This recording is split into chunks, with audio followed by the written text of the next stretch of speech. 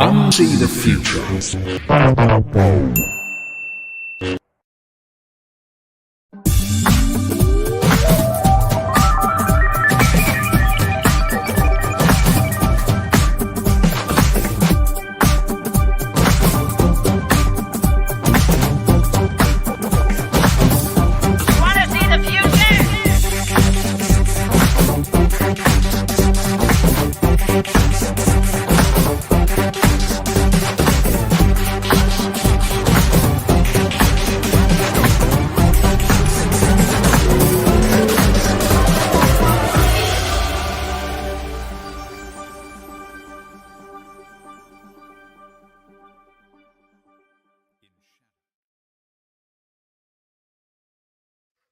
Hello and welcome to Unsee the Future, the Hopeychattybits with me, Timo Peach, the podcast in which I meet artists, solarpunks and changemakers, reimagining the stories we think we're in.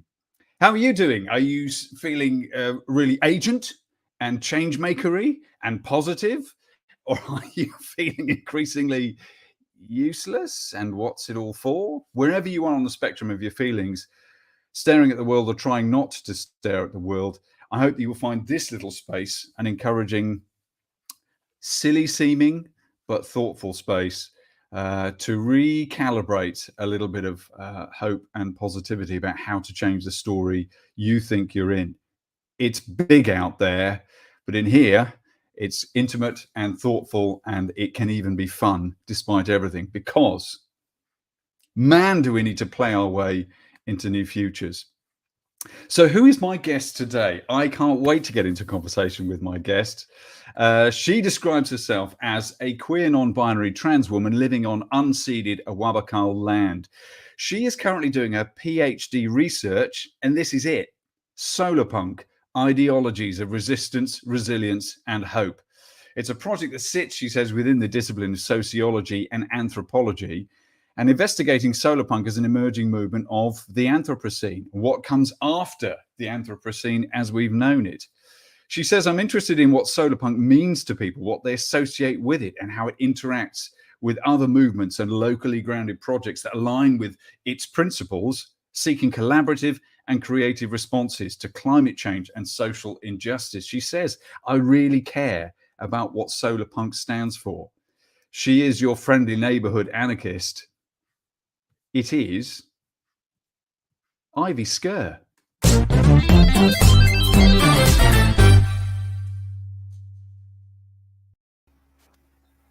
Ivy, welcome to Unsee the Future, and thank you ever so much for joining me. Thank you for inviting me along. I'm really looking forward to our chat. Now, it's customary thing I'll do this customary thing. It's 9 o'clock in, hang on.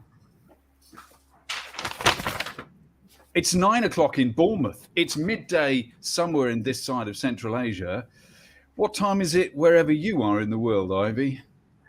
It's 6 p.m. in the other Newcastle, in New South Wales, Australia.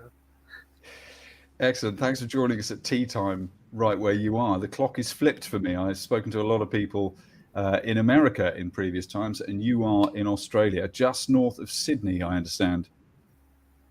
Yeah, about 2 to 3 hours north of Sydney, depending on what mode of transport you use. Yes. E-scooter might be a bit further than that. But it's super to meet you, and I'm simply engrossed in the idea of bringing some academic analysis to the whole idea of solarpunk. Solarpunk's something that's really caught my imagination, and everyone I know who's gotten into it in any way had the same reaction I did. They seem to have done. They just heard the word and went, oh, I get it. That's amazing. I want to know more. What was your route into, what was the moment you discovered solarpunk?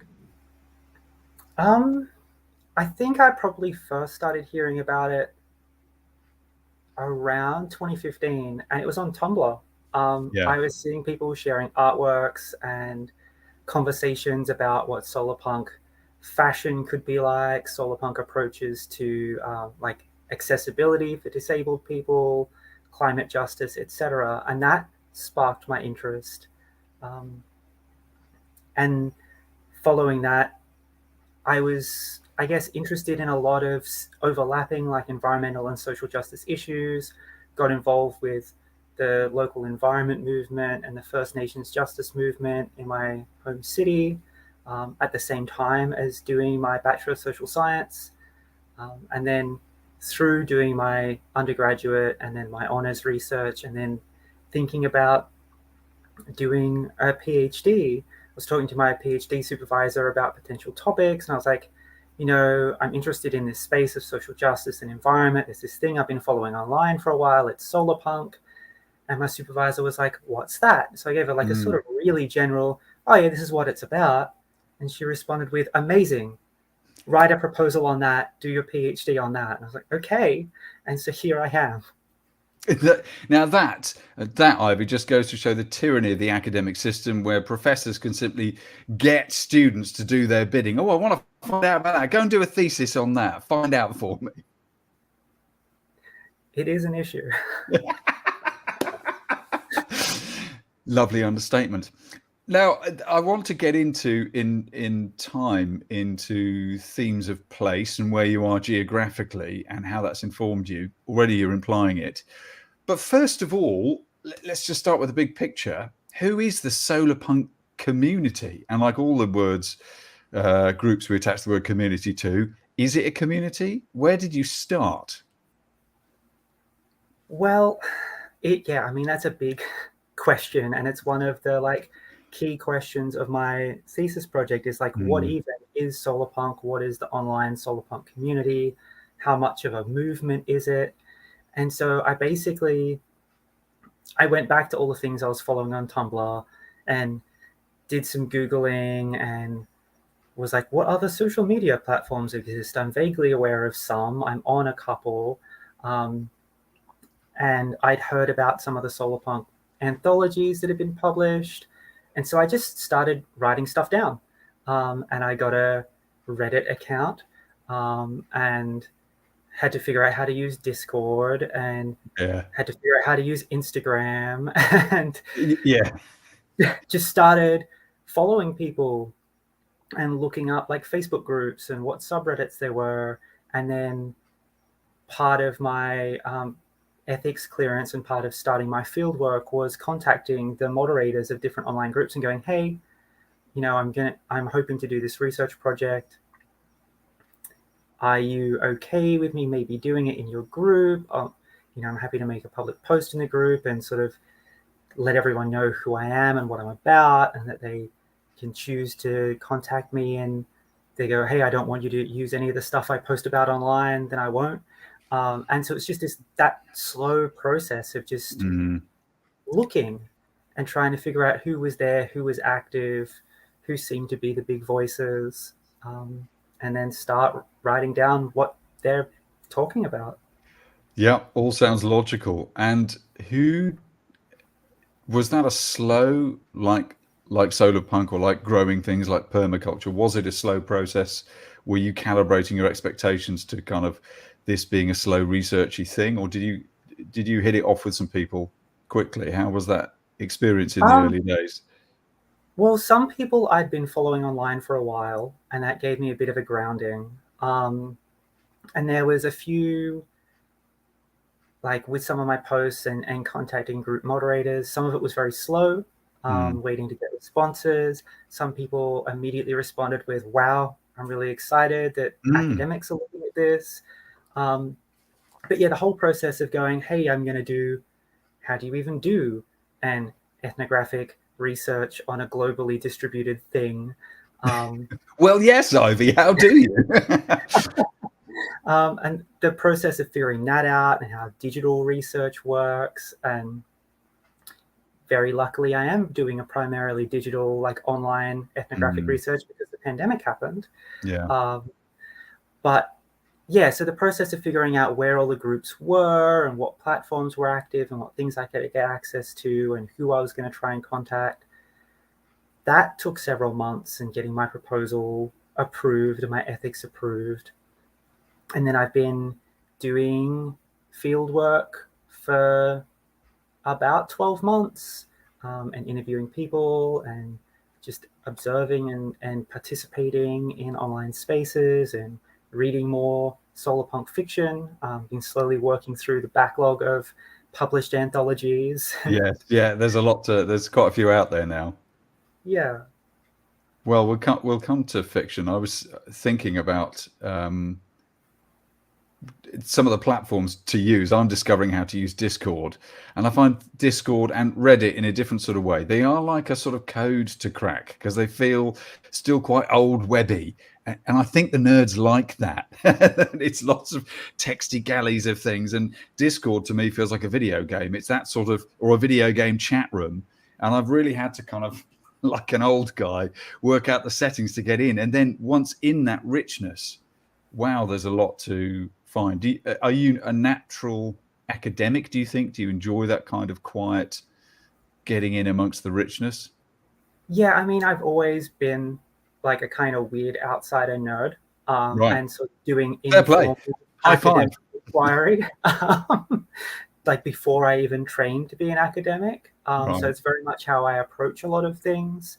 And part of my research is looking at the way things play out differently online, like what platforms seem to foster different kinds of interactions and discussions, and what things work better on what platforms. And a lot of that's filtered through my own experience of being like quite frustrated and bewildered at all the different ways that the different online platforms work. And you're right, like Reddit and Discord, in a way, they're kind of like a mashup between like the old web forums and like the internet relay chat rooms. Yes.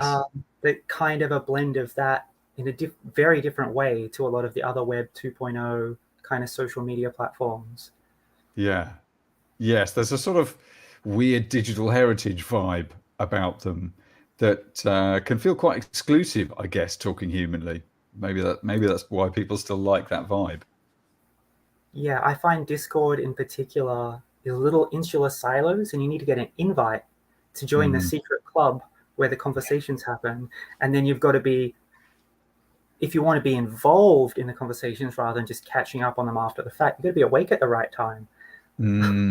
Yes, I'm finding the same thing. And there's some great conversations to have. But do you find I already have platform guilt about not keeping up with enough threads within even just one platform? Just, oh no, I missed out. I didn't encourage them, and I missed that. And I can't. It's that Web 2.0, man. It'll drive you mad. The really intensive fieldwork stage of like online observations across the platforms was super draining. Yeah. Like I started resenting being on my phone and being on social media because I would just be seeing work stuff related to my project and having to write about it. Yeah. Yes. In fact, I resent being on the phone. My studio phone has gone off in the middle of a live recording, which doesn't normally. So, you know, that's how much we get interrupted by media. Yeah. I'm actually getting a live welcome to live TV. I'm getting a Martaphone message in my studio live on my own show, interrupting my guest. I do apologize. We need to, if Phil was working on this show, I'd sack him. But yes, all right, thank you. We can edit this out, can't we? Because obviously a professional would have put this in a studio with no phones. But it was, yes, I will come back to you. Thank you, I promise. Thank you. Well, we'll just wait then, shall we, for this person's long message. Thank you. Thank you. I mean, that kind of speaks to some of what it's like trying to do an online ethnography, where I'm sitting at my computer, and at the moment I'm set up in my bedroom in a very non-optimized space because it's not next to the kitchen where my housemates are cooking. Okay. Which is my usual work desk is. And so I've got the kitchen, so I've got my computer, the wall behind it. The other side of that is the kitchen. Off to the right is the dining area.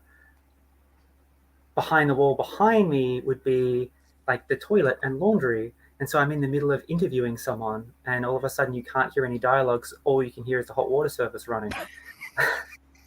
Then we've just embodied that experience and brought it alive for our viewers and listeners. Yeah, but there's something, not only is that very pandemic-y sounding to me, there's something a bit solarpunk about it as well, that all things are thrown together and you just have to work it. But in that is an opportunity that you don't have to get it all perfect, get in amongst it immediately. Yeah, there's a lot of interesting and productive space in making do with what you have and coming up with creative solutions, which is such a big thing with Solarpunk. Yeah, it really is. How did you, away from the sort of around the platform experiences and the different things, where did you find the flow most? Where were you feeling most at home or most easy to interact with what was going on? Or was it all like a kind of code to crack? That's a good question. I mean, I probably was most comfortable on Facebook and Tumblr because I'd been on the platforms for the longest. So I had Yeah. at least a basic understanding of how they work. I had to learn new things about Tumblr. Like, I, I'm such a low-powered internet user. Like, I am not a hacker whiz. Like, yeah, my other computer runs Linux, but like I didn't even know how all the different parts of like notes and replies and tags and stuff in Tumblr work. I still only have like the vaguest idea. Yeah, I'm like that with a lot of different software, to be honest. Photoshop or Logic, all these big monstrous things that do lots. Once you find a route through that suits you, you just do that forever, don't you? Yeah. Well, the one thing I can say that I've been noticing and that a lot of the people I've interviewed so far have been noticing, the ones who are still using Tumblr or have ever used Tumblr to engage with like Solarpunk, it tends to be a lot less of the kind of ever escalating friction and disagreement that you get on Twitter and Reddit and Facebook. There's a like people can say dumb shit in the notes, but if they're reblogging your post, they're probably adding something constructive, and if they're not, you can just block them. Whereas in like a big Facebook group or Reddit or on Twitter, the way the platforms function really thrive off and promote like disagreement and negative engagement so that it's coming up in the algorithm constantly. That's very interesting observation. And yes, there is a difference right there in the communities, I would say, between with two observations between us there. What you're saying about the nature of the use of the platform and the constructive, curious nature of people generally piling in rather than piling on. And my observation about being just a user, Solarpunks aren't. They'll take the back off and they'll want to know how to fix it and hack it and why is it like that. So that's interesting at how much people are already embodying that. Do you feel like you found more of a home there? Is it possible to find a home online? Is that a silly word that is too rich for the experience of staring at the screen? Have you found a new space online? Do you feel more involved now? I would say that I probably feel a little bit more connected and involved through doing this project, but it's still like for me just another flavor of the weird disconnect that you get in offline life because everything you're doing is like mediated through the screen, and that can be really good, but things are really disjointed. And to get a feel of like the conversation in its entirety, you've got to be engaging across multiple platforms and different kinds of nuance happening in different spaces, and then the same recovering the same ground and the same arguments happens again and again on every platform as well. So there's a lot, and like some of the people I've spoken to mostly aren't in online spaces. They occasionally touch base with a couple, and they mostly do stuff offline. And some other people are mostly online and don't have a lot of opportunities to do offline things that they consider solarpunk. How do you feel about that in Newcastle? Do you feel you've got some nerd friends, but also nerd friends who get solarpunk and have that sense of connection to the earth? How about your physical space where you are? Do you have one or two people you can key into and while breathing air outside? Like there's a couple people I know who have explicitly like read about and engaged with solarpunk in different ways, and when I use the term, they know about it in more than just having seen my posts about my research. And a lot of those people They've either I met them at uni or I met them through doing activism. They already care about the environment. They already care about social justice. Some of them are engaged in like the kind of local anarcho-punk DIY subcultural space. But especially through the last couple of years with the rolling lockdowns of the pandemic and being very busy with my PhD and everything else, it's been really hard to feel like I'm as connected with them as I used to be when I was more involved in like doing direct action things with them. And there's other people who don't really engage. They're not really keyed on to solarpunk as a specific term, but a lot of the things in solarpunk have so much overlap with a lot of other like subcultural and activist and social movement spaces. And so they kind of come into it that way. So what is now you've spoken to many different people and you're getting ready to write your thesis this summer, aren't you? Or winter for you, sorry. But the end of this academic year, how do you feel about solarpunk as a framework when you think of it overlapping with a lot of language of other bits of society, more anarcho things punking things intentionally, activism and creativity, storytelling, my interest? What's your feeling about the word solarpunk now? That's another big question, but how do you feel about it as you get towards the end of this bit? Well, I'm going to say up front that one of the unfortunate side effects of researching something in an academic way and doing an extended project on it is in the same way that you get more inspired and interested by some things, you get like just entirely burnt out on the whole concept in a way. I wondered, yes. But, you know, Solarpunk still really resonates with me. I still really like care about its principles and try to engage with them. And I think my kind of feel for some of the different ways people engage with and understand that is a lot more deep and a lot more rounded than before I started. I've spoken to people from America, the UK. I think I spoke to someone from Argentina. I've spoken to someone from Finland. I've spoken to a couple people from Australia. Like just a spread of, I can't even remember all the people I've spoken to. Yeah, I'm plus sure. all the people that I've, seen discussions with online and occasionally interacted with. And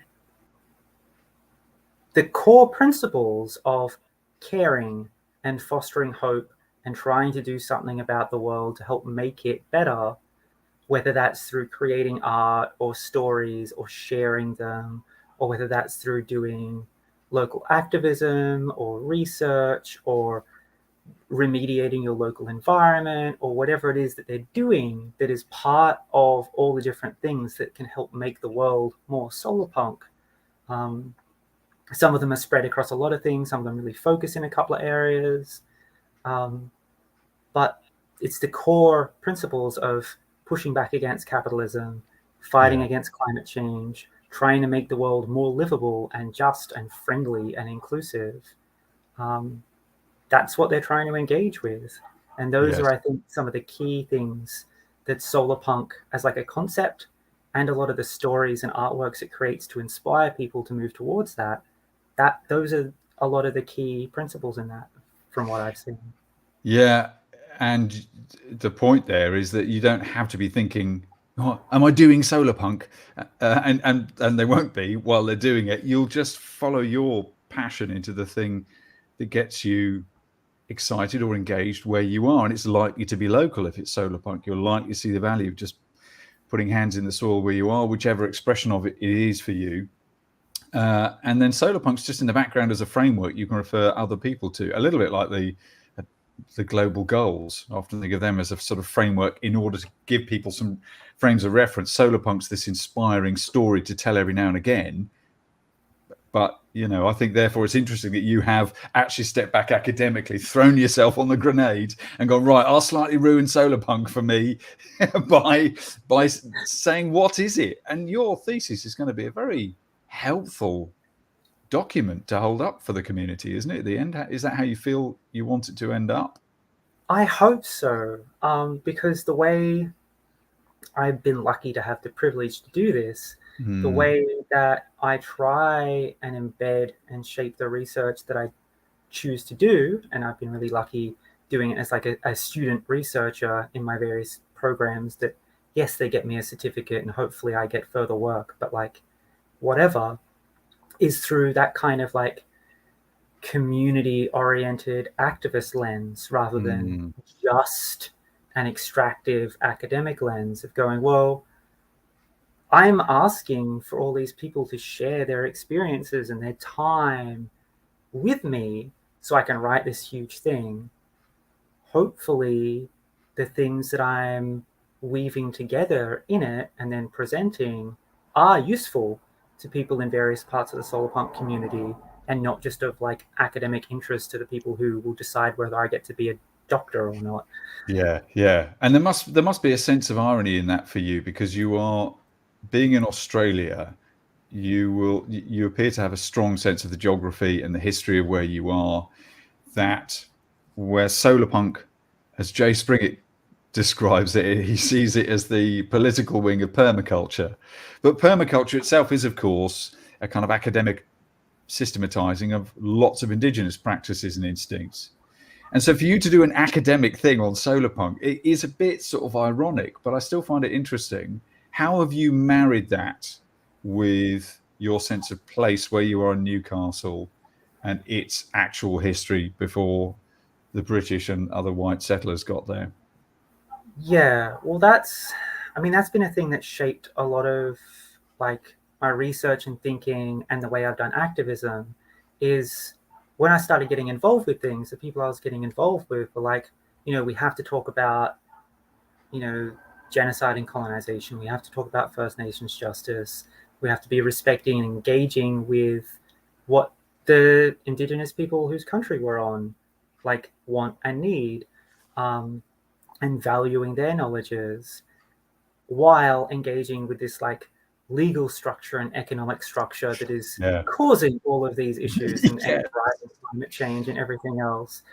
And one of the things I've been interested in is talking to people about their versions of solarpunk futures, both in like broad strokes and for their local community.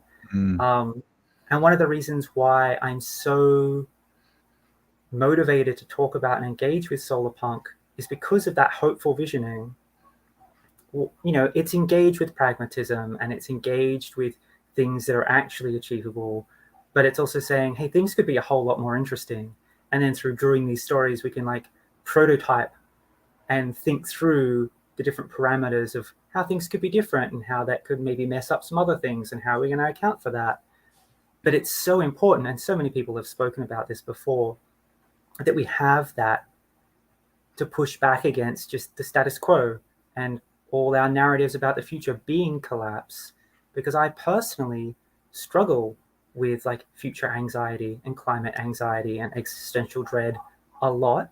And Solarpunk helps with that. It also, weirdly for me, sometimes is kind of helps contribute to it as well. Because I'm like, we could be doing this other stuff. Like, it could be so much better. And we're just, like, the people in power just aren't. But there are people around the world who are trying to make that be more of a thing. And they are engaging with local knowledges and specific ecological contexts and working through possible solutions and different ways of thinking of futures. And then we can share those to find the like common grounds and things we want to work on.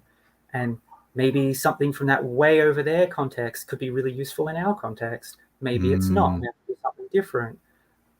But even just having those conversations and figuring out ways to try and implement even part of it, like that's A, more hopeful, and B, way more helpful than just going, hey, everything's fucked. It should not be. Yeah, I totally agree. Have you found, I would observe, hell yeah, about climate trauma. A friend of mine who I'd not seen during pandemic, when I then saw her last summer, she announced she'd suddenly become a B Corp trainer for B corporations. I didn't know she had any interest in environment. So immediately I said to her, it was one of the first physical gatherings, how do you feel? And I looked at her meaningfully, and she took the implication, paused for a moment and said, I'm having to work through grief. And I met up with her this week and to find out a little bit more, some months later. And that is part of the deal, that when you find out, then you're invited to know too much. And change seems to take a lot longer than the urgency we're constantly told we need. So what are our coping mechanisms, do you think? Are there things that Solarpunk can do to help us mitigate that? Well, I think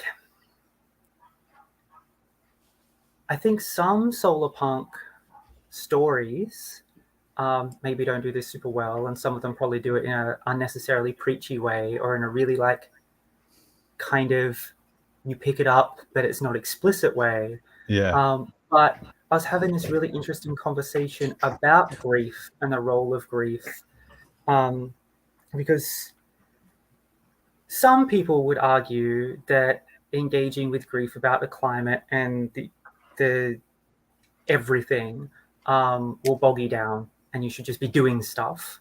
But some of the people I was speaking to a couple of weeks ago were talking about and engaging with some academic literature on the important role of grief for reflecting on what's been lost, what's at risk of being lost, and reevaluating the world and your place in it and how you want to interact with it in the wake of that loss, so that you're then making very different choices about your relatedness and the things you're doing moving forward to make that stop happening and to make things be different and hold yourself accountable and honor the things that have lost while fighting to maintain and grow the things that are left and the possible things that can grow in the spaces where things used to be. Yes. The possible things that could grow in the spaces where things used to be. Flowers in the scrapyard is a phrase I often use. There's I've not studied his work properly, but a contemporary thinker, Stephen Jenkinson, I don't know his heritage, but he's clearly drawing on a lot of First Nations thinking. And his sort of thing is grief. You've got to start there and let go of all the things you just can't change. That's his approach. And that feels like coming back into tune with the systems of life, which is a much more First Nations basic thing. Life and death are all parts of the same process. And Westerners, the Anglospheres, like me and others, we're not given those rituals and rhythms and habits to just be part of life. Yeah, the couple of centuries of white colonial capitalist industrial everything, where we've reworked our relationship to each other and our communities and ecosystems and even life and death. Like, a lot of cultures have really important grief rituals and practices and periods and things that you have to do to mark the disjuncture in your life and reintegrating in the community.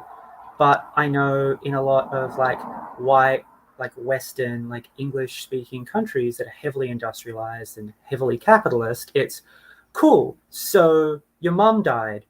You'll be back at work tomorrow, right? Yeah. Okay. So I'll have guilt alongside the grief because I didn't come back to work on Monday. Yeah. And that's a big issue. It is. We don't allow ourselves time to do things in a human way. Everything is fast, now, immediate, on the clock, make profit. It has to be rationalized. And that's not what Solarpunk is about. That's not what First Nations knowledge is about. That's not what being in a meaningful relationship of responsibility and reciprocity with ecosystems and other humans and non-humans around us. That requires taking things slower and listening more, engaging more authentically. Yes, which you're getting to the nub of it there. It feels at odds with the speed that everything's got to be done at, and not just of living digitally, but and mechanistically, but the crisis. Oh, we've got till 2025, or that's it. It just that sense of quick now, it's life or death, but it really is. That's the thing in our, stomach brain that is reacting badly. When I look out, it's kind of, there's just so many things that seem like they're moving too fast in the wrong direction. And if our economies were slower and we weren't aggressively burning fossil fuels and mining everything at the maximum pace that we could to extract the most profit, if we just slowed that down as a starting point, we could take more time to implement more things in a contextually appropriate way in different local environments.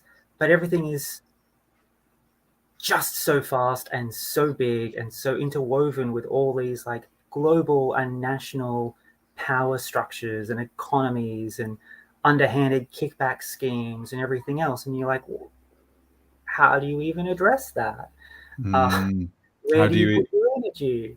Yes, where do you put your energy? How do you speak to those things when it's a different sort of language? Have you found any First Nations people who found anything of value in the idea of solarpunk when you've spoken to them? I have not had any First Nations people speak to me yet. Right. And I think there's probably a bunch of reasons for that. One, they're dealing with a lot of shit that the people that we share a lot of historical family ties with have caused. There's so much going on. And also, Solarpunk, in a lot of ways, is trying to fill gaps in ways of thinking about the world and each other that are more of a thing in colonist cultures rather than colonized cultures. That's my implication. Yeah, I wonder whether therefore it did cross over for them or not, or share any language. And there are some people who, I think there are some people who are Indigenous or First Nations in different areas who are kind of engaging with solarpunk or Indigenous futurism or Afrofuturism, other overlapping things that solarpunk kind of engages with and draws from and tries to be in conversation with in its best manifestations. But if I tried to go, hey, Awabakal Nation people, have you heard about solarpunk? La la la, different ways of doing life and relating to, they'd be like, fuck off, white lady. We've been telling you this shit since you guys got here. You're not teaching us anything. Hurry up and get with our program. And that's kind of fair. Yeah, it is. It's giving us a bit like permaculture. It gives us a language to go, hey, wow, maybe where life systems mix, there's more richness. Yeah, maybe sitting and spending some time with the land and listening to it tells you things. Yeah, maybe if you weren't constantly trying to bulldoze it and monoculture it. And there are some pockets of solarpunk where it is First Nations voices speaking the loudest, and it's their concerns and it's honoring their cultural background. I think, was it one of the World Weaver Press books or was it one of the other ones? One of the stories was Arctic Circle, Turtle Island, so North America, the top bits. The story was First Nations people who had survived colonization and been engaging with a lot of the technological developments and been the front runners of technological developments in that solarpunk future of solarpunk technological developments, trying to rehabilitate their environments and maintain their kinship ties with the migrating beluga whales or something. And there was a leftover pocket of fossil oil mining run by an overseas, like, white Distant, industrialist white, nation. yeah, And it was the conflict between that was supposed to be shutting down because of international treaties, but they're trying to extract all the profits, but it was putting the migration things at risk. And then the people on the oil rig were suspicious of the indigenous people making, pockets for the whales to breathe through the ice. And this conflict happened and something went wrong on the oil rig, and people had to be saved by the First Nations people yeah, whose seaways and lands they were still exploiting for profit. Um, and so there's pockets that really engage with interesting tensions and dynamics of working through colonial contexts and honoring First Nations knowledge. Um, and I would like to see more of those, and more of the things like Commando Jugendstil have written about like an anarchist collective working with local communities to push back against Nazis and make more community infrastructure and things like that. There's so many interesting things. Yeah. I Sorry. agree with. Yeah, no, I totally agree. And something like Afrofuturism is probably doing the most to cross over consciously with solarpunk ideals. It's referenced a lot, and that can be a fictional way into new stories of us with indigenous wisdoms. And I'd be interested to see how that spreads to more Aboriginal experiences or Pacific experiences. But I've been thinking lately about how life changes things, and then you've got to work from the change, which is quite a solarpunk understanding. And we're in this process of transition amongst everything else, I think, of trying to work out where we go from here, that the world is now damaged. We are dealing with grief of things that are dying off and won't come back as they were. And that includes having brutalized and tyrannized indigenous wisdoms and understandings and identities, vestiges of which now hold the keys to our life. But we're going to have to figure out how to realistically put these things together rather than activistically shut down everything, because we can't. Do you have hope in the ideas of transition, or in how we tell the stories of transition? It's a slightly limp question, but I'm interested in how we put these different, the Anglosphere together with the indigenous view, the First Nations experience, given that we've got to just start by saying sorry in meaningful ways. Yeah, I do. I think it's a really different dynamic depending on where things are. Because Right. I know of, again, the arts collective, Commando Jugendstil, has been doing work with I think the Transitions Town group in the UK in the last few years to do solarpunk visioning and work with communities and really talk about important transitions that need to happen to make the community more livable for the people in it. And I think that's really important in more colonized contexts, as you mentioned, and as I write about in my attempts at visioning futures and place for Newcastle over here. The fundamental first step is, it's saying sorry, and it's making treaties, and it's dismantling our systems of economy and governance to restructure them in a way that actually honors and engages meaningfully with First Nations custodianship and sovereignty, First Nations way of doing things, blending that with, a lot of the really interesting things that non-First Nations, like white activists, have been talking about for centuries now as well, about undoing unnecessary hierarchies and sharing resources and all of these things. Like, there's so much overlap, and it's just a matter of figuring out what's most appropriate in each local and cultural context as to which voices get just a little bit more voice. Yes. And that's a fundamental part of a more sustainable, regenerative, and solarpunk decentralized view of the world. Listen to where you're at. What's the balance here? What's the mix? Who are the voices here? I find when I use the word transition, I find it a very symbolic one. And when I used it earlier, I'm simply thinking about change.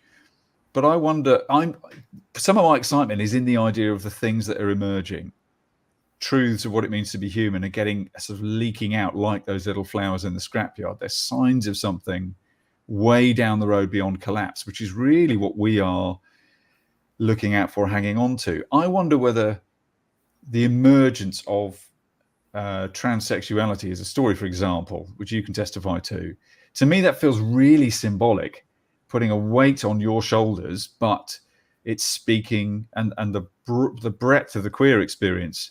For me, as a cis man, I'm looking at it thinking, this is humanity speaking to itself, or something speaking to us. Do you find crossover to be able to talk to First Nations people in that, as people who really don't fit the flow of the system, but are representing emergencies of truth? I'm being overly poetic there, but I wonder whether there's any shared language you can find there.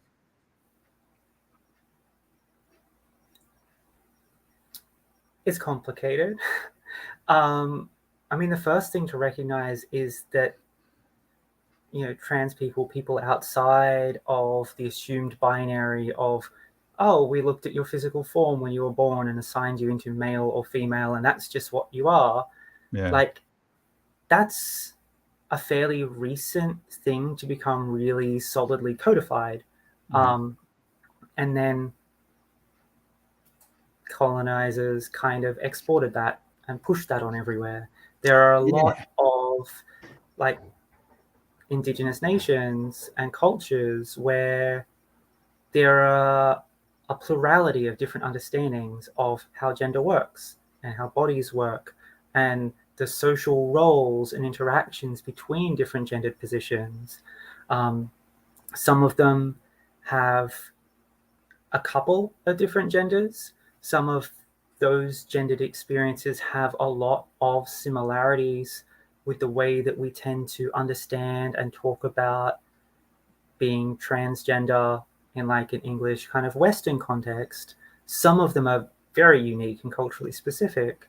But it's about a lot of the commonalities with different cultural gendered experiences are about connecting deeply with yourself and deeply with your, you know, cultural and social context, and figuring out what actually resonates with you, where will you fit well.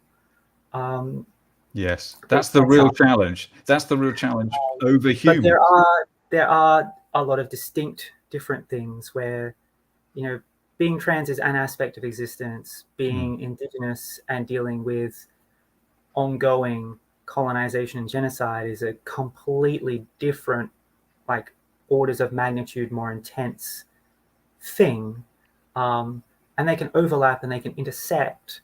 But I wouldn't say that, you know, being trans and experiencing being othered by our social and economic systems automatically makes it easier to relate and communicate. It's not an immediate bonding thing around the fire. So you got to laugh, haven't you? What's it like being othered by the system? Oh, another shrimp.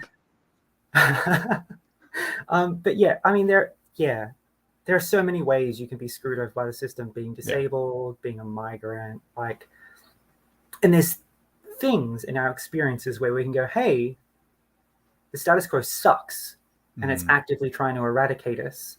And we can build solidarity across that while recognizing the distinct issues and challenges and perspectives in our different aspects of identity.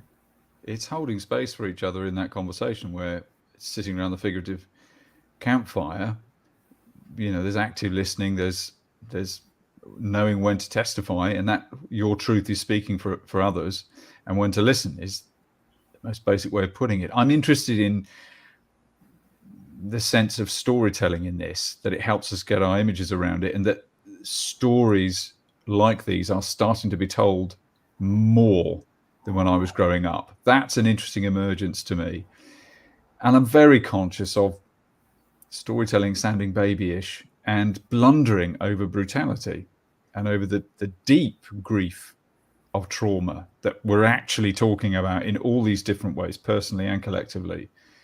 And yet somehow we've got to elevate that into something we can manage to talk about without it just grinding us to a halt emotionally, so we can get on with the farty everyday beauty of our lives, which is at least as much a part of it, and how to tell stories that simply give us more lightness in the ability to look forward and work. Have you got a comment on storytelling from Yeah. your experience? Well, in both a like really heavy philosophical way and a super banal way, storytelling is what makes humans human. It's how we make culture. It's how we make sense of ourselves and the world, and what our morals are, what our identities are, what our relationships to people are.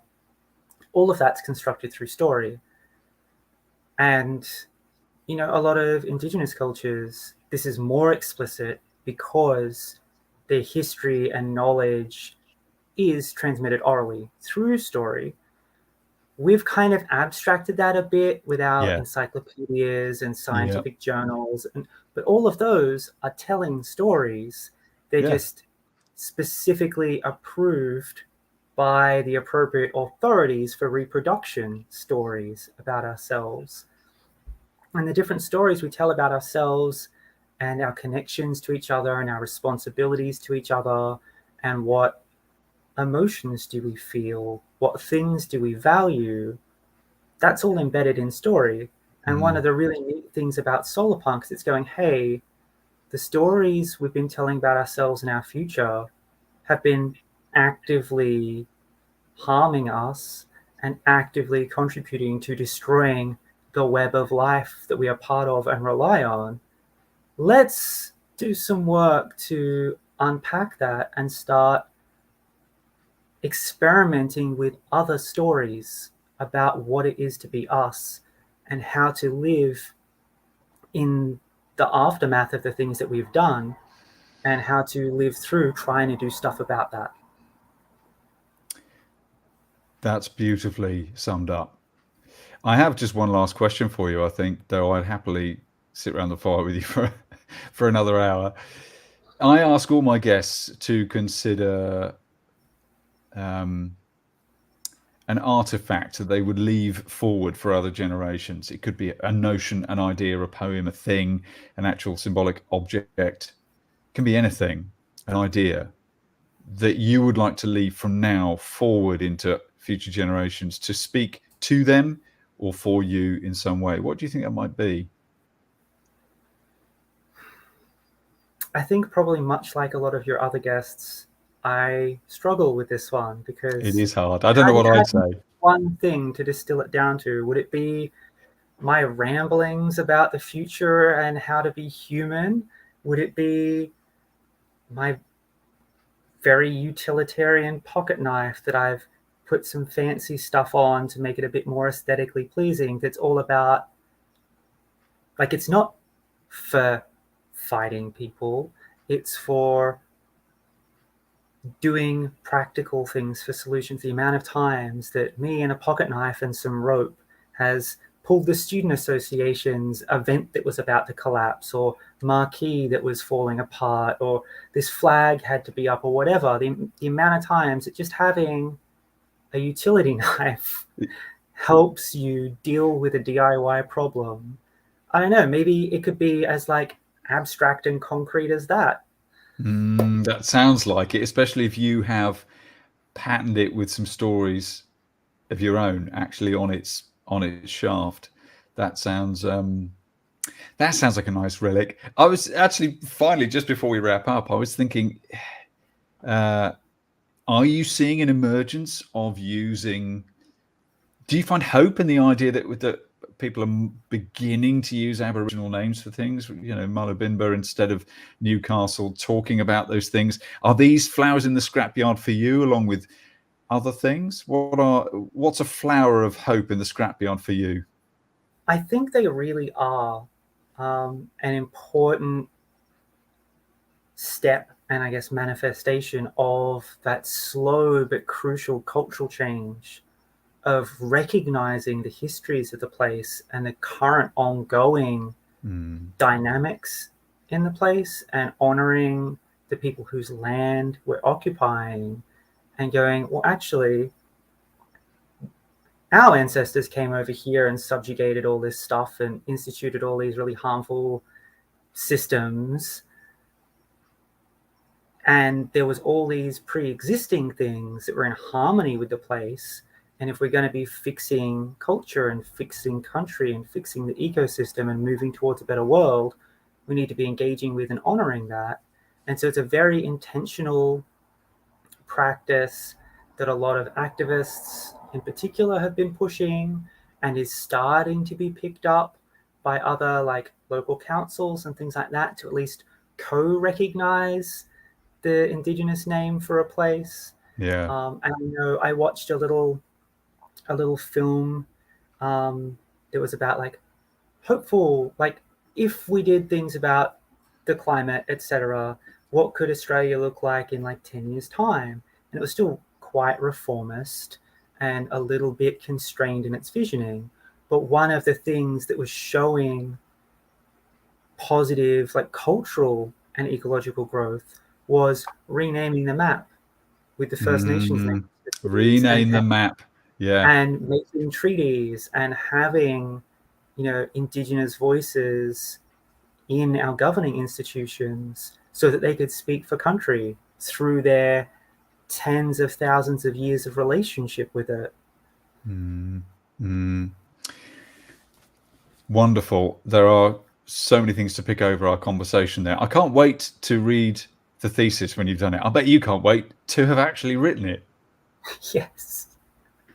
Well, I will put links to all that you've been doing, and when that's published, I'll share it around as well, because I can't wait to see how you sum it up and how you then find your place on the other side of it, living into it locally without having to think about it every day. It will be an interesting future to experience being post PhD. Living post everything, including academia. It's been wonderful to meet and have this first yarn together, mate. It's wonderful. Ivy Scurr, thank you for joining me on Unsee the Future. Thank you.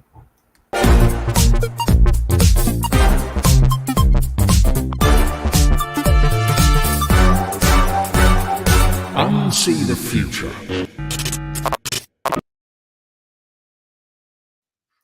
I'm on a journey of piecing together what the fragments of this story really are. I've launched into this series trying to work out how we practically write the new stories and songs of us. And every week I find a new fragment to piece together, but it's not as simple as, oh, so it means this. I mean, I will, of course, obviously try to codify it into a neat series of lessons at the end, because that's how my Anglosphere brain kind of works. But a huge thank you to Ivy Scurr there. She has been doing so much interesting academic work. Ironic as academic seems in the idea of Solarpunk, it's so useful to understand what the framework is as people are living it, where they are around the world. Just what are the signals? What's the data telling us? That's part of the story, as data always is. So thank you to her. And I will put links to all her work where you can find her, Ivy, on LinkedIn and Instagram and all over the place. All these platforms we have to learn. In the meantime, if you want to find all the foundational episodes of Unsee the Future's idiosyncratic style of research, exploring the big themes of our era of crisis, along with all the previous Hopeychattybits, you can do so at unseethefuture.com, obviously sausage. And there you can also find exclusive previews of the new book from my findings, UTF, How to Think Like an Artist and Change the World, 9 practices of art that can help you reimagine the story you think you're in. I'm still exploring that live.